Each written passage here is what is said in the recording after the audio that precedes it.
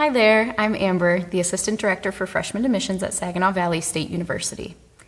Today, we're going to go through the application portal so you know exactly what you need to prepare for the upcoming year. If you applied through Common App, check the email that you used to apply to Common App for a message from SVSU with your application portal login information. If you are applying through or have submitted your application through svsu.edu/apply, log into the portal with that same SVSU application portal login information that you created to apply.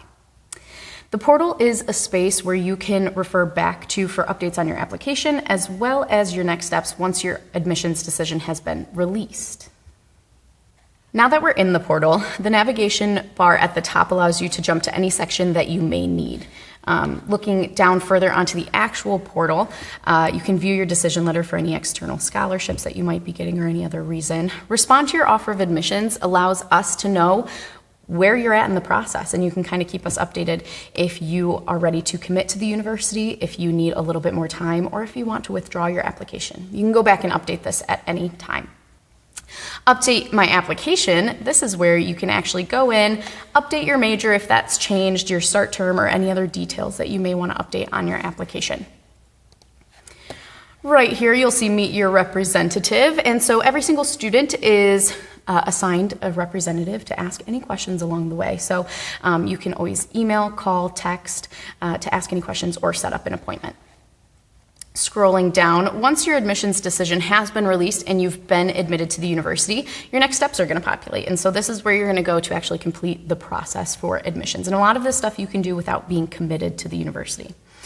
Step one is activate your SVSU email and student profile. So your email is where you can review your financial aid award letter, accessing important specific emails, registering for orientation, housing, scheduling, anything like that. Step two is to explore your financial aid and scholarship. So down here, it's going to give you a tutorial on how to apply to those private scholarships, and this is going to be linked directly to your financial aid account. Step three is one of the more crucial steps. Registering for orientation is when you know you're going to commit. So when you're ready to commit, you will go and pay the orientation fee, and then once that's paid, you can refresh the page, a calendar is going to populate, and you can pick the date that works best for you. Remember that orientation is required for all incoming students, so without an orientation date, you won't get your class schedule.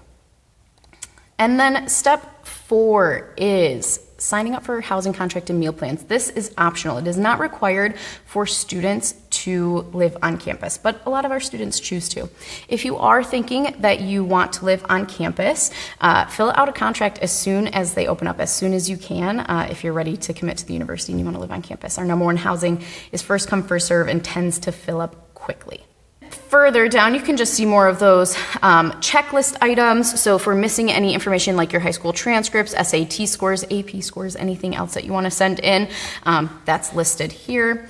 This is where you can actually upload some materials. So if you have a resume, SAT scores, anything like that, just know this is not where you are going to upload your transcripts.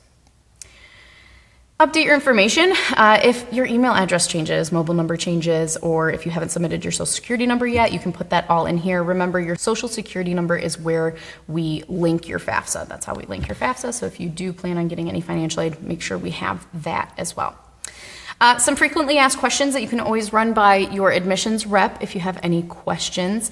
And then events. So you can see some upcoming events that may allow you to chat with some professors or support services like the financial aid office and housing offices.